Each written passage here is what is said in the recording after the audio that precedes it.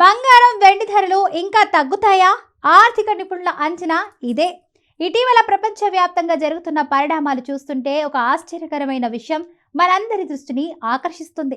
సాధారణంగా యుద్ధాలు, భౌగోళిక రాజకీయ ఉద్రిక్తతలు, ఆర్థిక అనిశ్చితి వంటి పరిస్థితుల్లో పెట్టుబడిదారులు బంగారం, వెండి వంటి సురక్షిత ఆస్తుల వైపు పరుగులు తీస్తారు. సాధారణంగా యుద్ధాలు, భౌగోళిక రాజకీయ ఉద్రిక్తతలు, ఆర్థిక అనిశ్చితి వంటి పరిస్థితుల్లో పెట్టుబడిదారులు బంగారం, వెండి వంటి సురక్షిత ఆస్తుల వైపు పరుగులు తీస్తారు. కానీ ఈసారి పరిస్థితి పూర్తిగా భిన్నంగా కనిపిస్తుంది. ప్రపంచంలో అనేక ప్రాంతాల్లో ఉద్రిక్తతలు పెరుగుతున్నప్పటికీ బంగారం మరియు వెండి ధరలు తగ్గుముఖం పట్టడం మార్కెట్లో పెద్ద చర్చనీయాంశంగా మారింది. ఇటీవల ట్రేడింగ్ డేటాను పరిశీలిస్తే ఎంసీఎక్స్ లో బంగారం ధర సుమారు 1,34,293 వరకు పడిపోయి దాదాపు 7% క్షీణించింది. అదే సమయంలో వెండి ధర కూడా 2,09,168 వద్దకు అయితే చేరి సుమారు 7.7% తగ్గింది.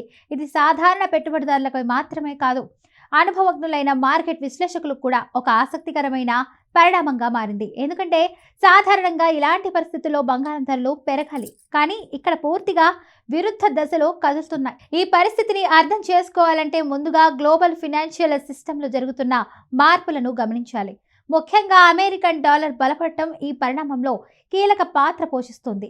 డాలర్ బలపడితే అంతర్జాతీయ మార్కెట్లో బంగారం ధరపై ఒత్తిడి పెరుగుతుంది. ఎందుకంటే బంగారం సాధారణంగా డాలర్లో ట్రేడ్ అవుతుంది. డాలర్ విలువ పెరిగినప్పుడు ఇతర కరెన్సీలతో కొనుగోలు చేసే వారికి బంగారం ఖరీదుగా మారుతుంది. దీంతో డిమాండ్ కూడా తగ్గుతుంది. ఇంకా ఒక ముఖ్యమైన అంశం బాండ్ దిగుబడులు పెరగటం.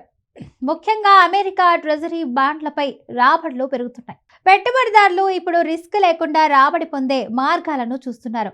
బాండ్ల వారికి స్థిరమైన వడ్డీ ఇస్తాయి, కానీ బంగారం మాత్రం ఎలాంటి వడ్డీ ఇవ్వదు. అంటే మీరు బంగారం కొనుగోలు చేస్తే అది కేవలం ధర పెరిగితేనే లాభం, కానీ బాండ్లు కొనుగోలు చేస్తే మీరు రెగ్యులర్గా వడ్డీ పొందుతారు. ఈ కారణంగా పెట్టుబడిదారులు బంగారం నుండి బాండ్ల వైపు మారుతున్నారు. ఇది మాత్రమే కాదు, వడ్డీ రేట్ల అంచనాలు కూడా మార్కెట్ను ప్రభావితం చేస్తున్నాయి. ముఖ్యంగా ఫెడరల్ రిజర్వ్ తీసుకునే నిర్ణయాలు ప్రపంచ మార్కెట్లపై భారీ ప్రభావం చూపుతున్నాయి.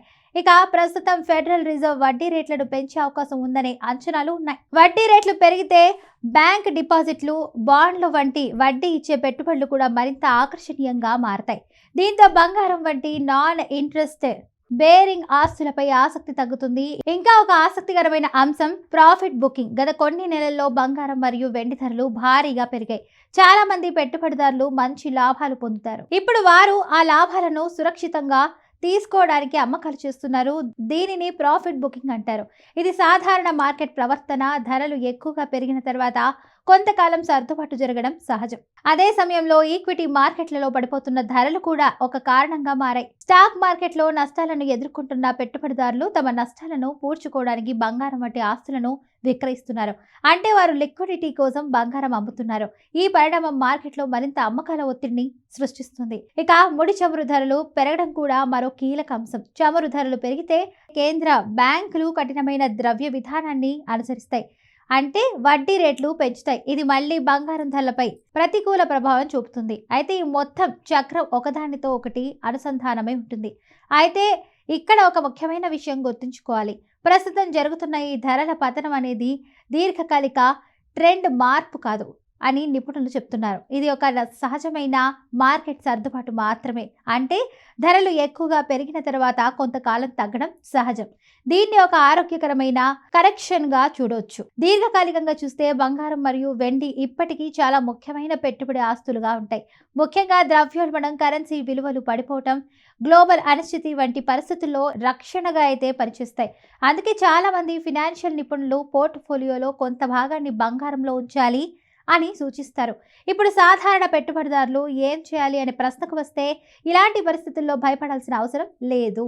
మార్కెట్ ఎప్పుడు సూటిగా కదలదు.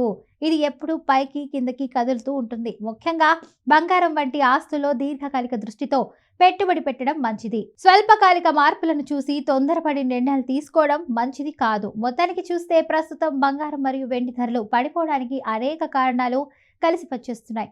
బలమైన డాలర్, పెరుగుతున్న బాండ్ దిగుబడులు, వడ్డీ రేట్లు అంచనాలు, ఇక ప్రాఫిట్ బుకింగ్, లిక్విడిటీ అవసరాలు ఇవన్నీ కలిసి మార్కెట్పై ఒత్తిడిని సృష్టిస్తున్నాయి. కానీ దీర్ఘకాలికంగా ఈ లోహాల ప్రాముఖ్యత మాత్రం తగ్గలేదు. అందుకే పెట్టుబడిదారులు ఈ పరిస్థితిని ఒక అవకాశంగా కూడా చూడవచ్చు.